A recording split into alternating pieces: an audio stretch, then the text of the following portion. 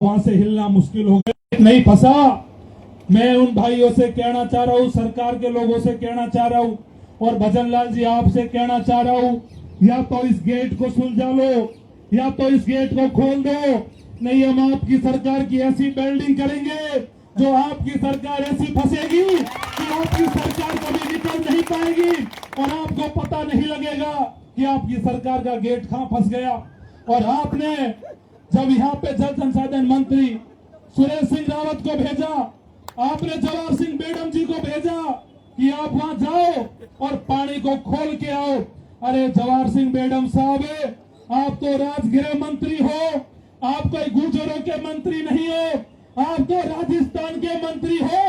आप उस नदी में पानी खोला गया उस बाल पे आप 3 घंटा बैठे रहे और आपने एक बार भी ये चेक नहीं करवाया कि कमांड एरिया की ओर जाने वाले बाल की स्थिति, गेटों की स्थिति क्या है। मेरे भाइयों, 12 दिन से जब घटनाक्रम चल रहा था तो जवाहर सिंह बेडम जी, क्या आपको ये पता नहीं था, उन अधिकारियों को पता नहीं था कि गेट खराब हो रखा है, ये गेट खुलेगा नहीं।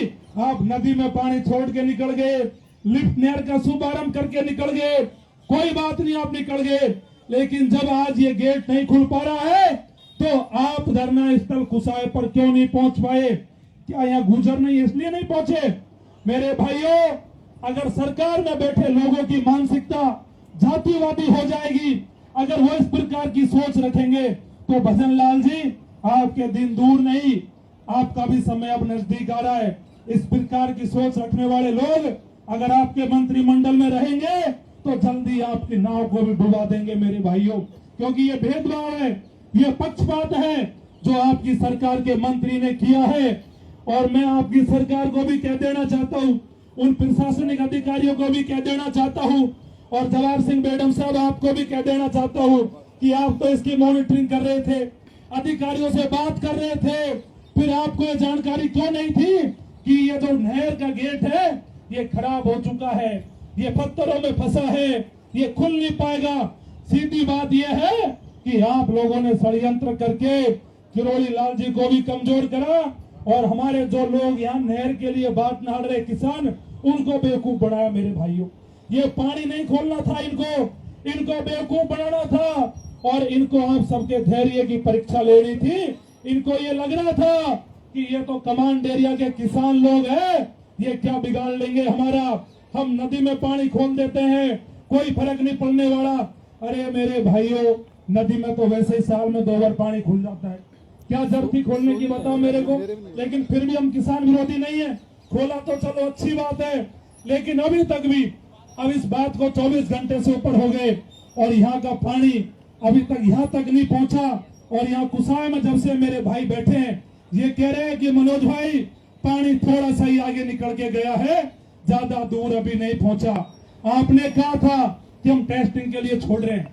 मेरे भाइयों, मुझे नहीं पता इस बात का समझौता क्या कि टेस्टिंग के लिए छोड़ेंगे कि पानी को ये परमानेंट छोड़ेंगे, लेकिन चलो टेस्टिंग के लिए छोड़ने की बात में हमारे लोगों ने सहमति जताई तो हमारे लोग हैं, चलो कोई बात नहीं। लेकिन मेरा ये सवाल है कि भजन लाल जी, प्रशासनिक अधिकारियों से, इरिगेशन के अधिकारियों से, कि इस स्पीड से जो पानी जा रहा है ये नहर के अंतिम छोर तक कब तक पहुंच जाएगा, आप तो इस बात को बता दीजिए। 1 साल में पहुंचेगा, 2 साल में पहुंचेगा? मेरे भाइयों, यहाँ के पंच पटेलों का कहना है कि जैसे ये पानी जा रहा है महीने तक भी नहर के अंतिम छोर पे नहीं पहुंचने वाला है और ऐसे ही चलता रहा तो 1 महीने तक भी इसमें तुर पानी आता रहेगा, लेकिन किसानों की जो मुराद थी वो पूरी नहीं होगी।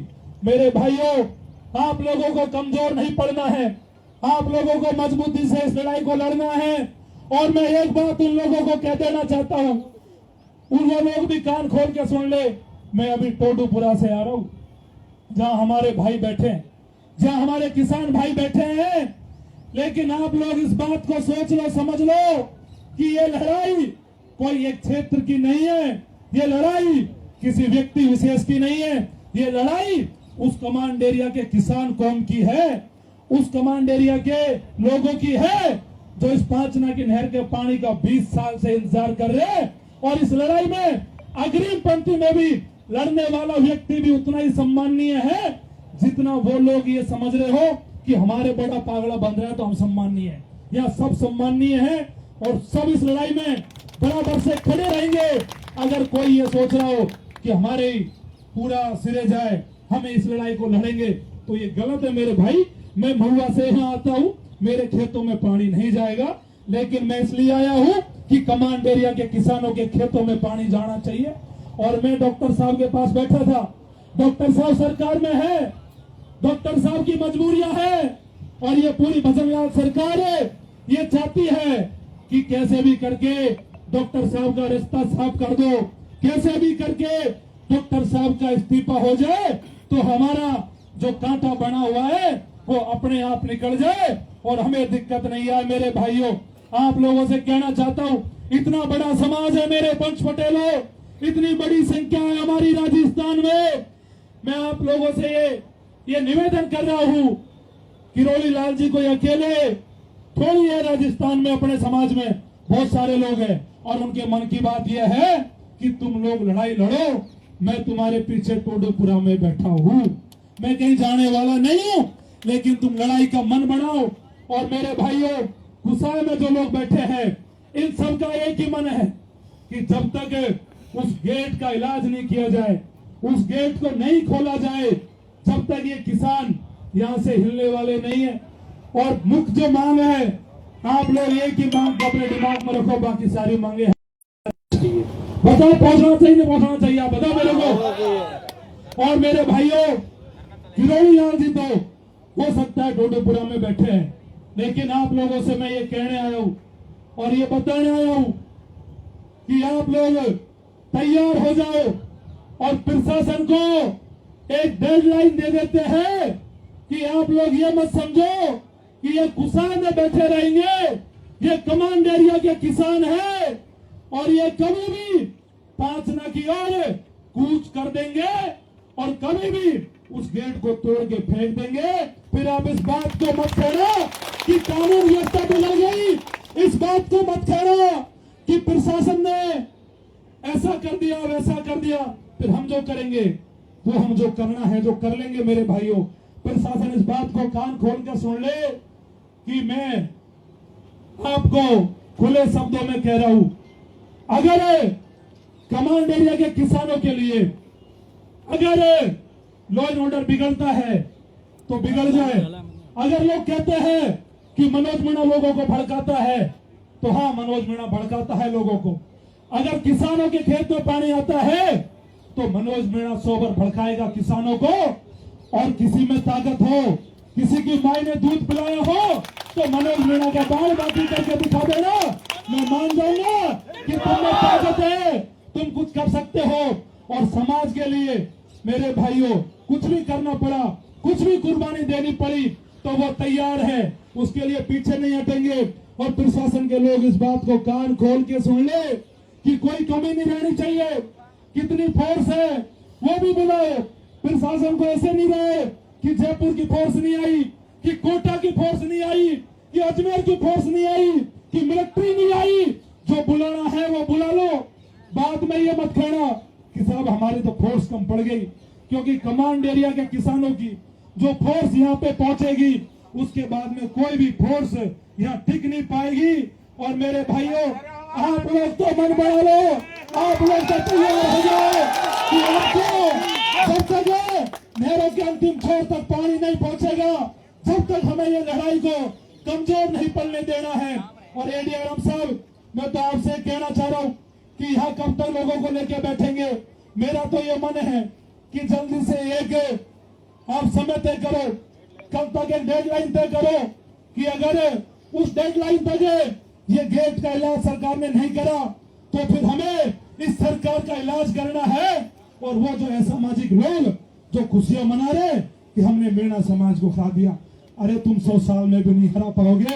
हम तो वो बहादुर कौम में जन्मे हैं जो कभी हम हारना नहीं सीखे और कभी पीछा हटना नहीं सीखे।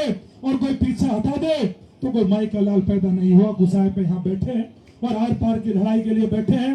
डॉक्टर साहब टोडोपुरा में बैठे हैं, जो निर्देश हमें दे देंगे उस निर्देश की पालना होगी, उस निर्देश पे आगे बढ़ेंगे। और जल्दी मेरे भाइयों डेडलाइन तैयार करेंगे और उस डेडलाइन पे यहाँ पे इतनी संख्या होनी चाहिए कि पूरे राजस्थान को लगना चाहिए कि ये जो कौम है ये लड़ने वाली कौम है, ये बहादुर कौम है और ये डरने वाली कौम नहीं है मेरे भाइयों। और अगर आप डरोगे, आप पीछे हटोगे, कमजोर पड़ोगे तो ये लड़ाई आपको 100 साल तक पीछे ले जाएगी। 100 साल तक लोग कहेंगे आपसे कि आप पे 5 आना का गेट नहीं खुला। अरे 5 आना कोई हमसे बड़ा थोड़ी है मेरे भाइयों। आप लोग तो तैयार हो जाओ, कमर कस लो। और जो लोग अपनी प्लानिंग कर रहे कि हमारे पास ये संसाधन है, मैं डायरेक्ट नहीं कहूंगा, लेकिन अपनी प्लानिंग पूरी रखो और जब डेडलाइन तैयार करेंगे उस समय हम 5 आना बांध में ही चलेंगे। और मेरे भाइयों 5 आना बांध में चलने में आपका ये भाई सबसे आगे खड़ा है।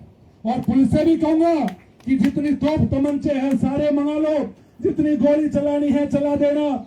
मेरे सीने में जितनी ताकत होगी उतनी गोली कमांड एरिया किसानों के खाने के लिए मैं तैयार खड़ा हूं, लेकिन पीछे हटने को तैयार नहीं हूं। आप लोग एक ही काम करो, देखो हम मिल बैठ के डेडलाइन तय कर लेते हैं।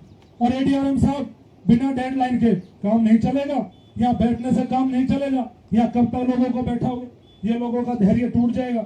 ये लोग कल आपको भी गाली देंगे, हमको भी गाली देंगे कि यार ये आए थे भाषण देकर चले गए, इन पे 5 आना का गेट नहीं खुला। आपने बहुत कानूनी रूप से बेहतरीन लड़ाई लड़ी, लेकिन अब ये समय पूरे समाज का एकजुट और संगठित होने का है। अब ये लड़ाई ताकत से लड़नी पड़ेगी मेरे भाइयों। दूसरी ओर ऐसे लोग बैठे जो माननीय न्यायालय के आदेश को नहीं माने।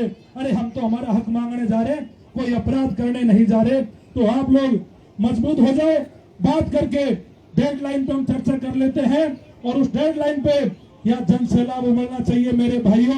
और एक एक व्यक्ति पूरे समाज का यह होना चाहिए। और ये वो घड़ी है जो मेरे भाइयों आपको बार बार नहीं आएगी, बार बार मौका नहीं मिलेगा। और समाज के नेताओं से भी कहना चाहता हूं मैं कि समाज को आपकी 2007 में जरूरत पड़ी। 2007 के समय समाज ने याद करा तो किरोड़ी लाल जी आगे आए। और आज हम किरोड़ी लाल जी को धन्यवाद देते हैं कि दोबारा आगे आए। लेकिन आज समाज को फिर जरूरत पड़ी है 20 साल में, 2026 में। और आज जो समाज के नेता इस लड़ाई में नहीं खड़े हो रहे, इस लड़ाई में नहीं बोल रहे, चाहे कोई भी विधानसभा का हो, चाहे कोई भी पार्टी का हो, चाहे कोई भी दल का हो, मेरे भाइयों समाज ने सब नेताओं को दिया ही दिया है, कभी लिया कुछ नहीं है। पहली बार ये समाज नेताओं से मांग रहा है कि आप लोग यहाँ 5 आना के यहाँ कुसाई में धरने पे बैठो, तब जाकर ही समाज को एहसास होगा कि आपने समाज का ऋण चुकाया है। और जो नेता समाज के साथ नहीं खड़ा, आप ये बात मान के चलना कि वो कभी भी हमारा नहीं हो सकता, वो कभी भी हमारी कौम का नहीं हो सकता मेरे भाइयों। और जो डेडलाइन होगी, एक मिनट पटेल जी, जो भी डेडलाइन होगी उस समय तक समाज के नेता यहाँ नहीं पहुंचते हैं तो मेरे भाइयों उनको भी जवाब दो। और जिस भाषा में दे सकते हो उस भाषा में दो। जो कौम का नहीं वो किसी का नहीं, और जो हमारे लिए नहीं खड़ा, हमें ऐसे लोगों से कोई मतलब नहीं है। आप लोग बैठे रहो और आपका भाई यही बैठा है, यही खड़ा है और तय करके आपको बता रहे हैं। लेकिन मेरे समाज के जितने भी सोशल मीडिया पे देख रहे हैं मेरे भाइयों, ये लड़ाई अब देखने की नहीं है, ये लड़ाई सोशल मीडिया की नहीं है, ये लड़ाई ये मैदान में उतर कर लड़ने की है।